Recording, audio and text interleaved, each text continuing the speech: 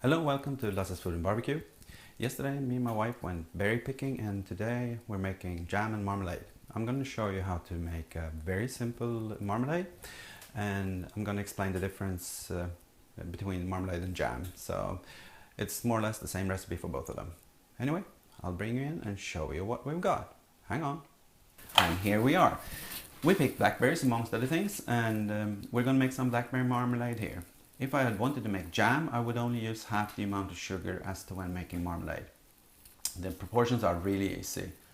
If you're making jam, 1 pound of sugar for 2 pounds of berries. If you're making marmalade, 2 pounds of sugars to 2 pounds of berries. Even if you make jam or marmalade, it doesn't matter. For each pound of berries, 1 tablespoon of squeezed lemon. That's just to help it stay fresh longer. One other thing that is also important is that you have to keep everything clean. You have to sterilize the jars you're going to use and stuff like that. Anyway, the first thing you have to do is to layer the berries with the sugar and let it rest for about 2 hours to let it mingle. So we'll just leave it like that and I'll show you what it looks like when it's been resting. See you in a little while. There we are. The juice from the berries have seeped out and it's time to put this on the stove. Medium heat, or if you're uncertain, rather lower than higher. Let it come to a simmer and then simmer for 10 minutes. After the 10 minutes we're going to go do the marmalade test and I'll show you that as soon as we're getting there. I'll bring you back in a little bit. While waiting for the temperature to rise in the pot, I just want to show you what we've been doing today. We made blackberry jam, of course, since we picked 10 pounds of blackberries yesterday. We also had some damson and rhubarb in the garden, so we've made damson rhubarb marmalade and damson rhubarb jam. And that was the closest I could get to the strawberry rhubarb that my friend Cooking Green Bastard Style was talking about. I'll link you to a video of his where he's doing blueberry jam. Well, I've gotten to a simmer and it took about 10 minutes to get there, and as you can see it's foaming a little bit, and I would suggest that you remove that. Try not to get any of the berries.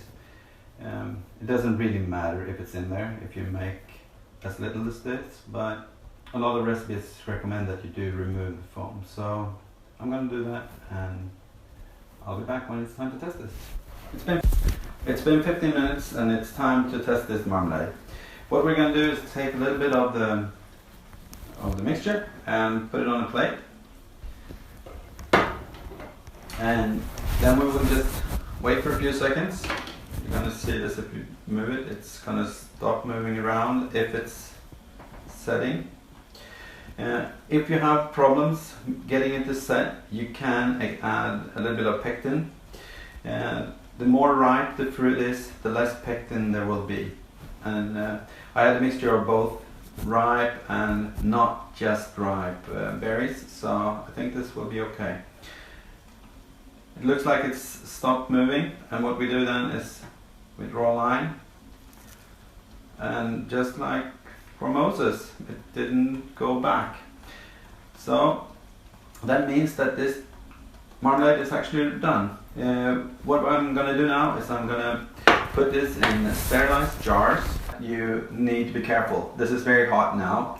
I'm not going to probe it, but I would say it's probably 225 or something like that, and you don't want that on your fingers. Anyway, let's fill the jars.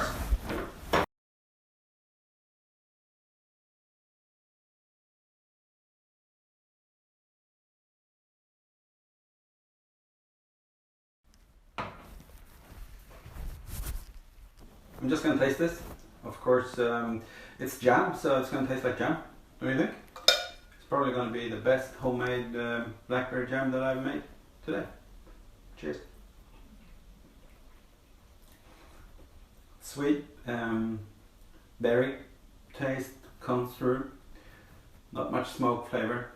Anyway, thank you for watching and see you sometime soon. Bye.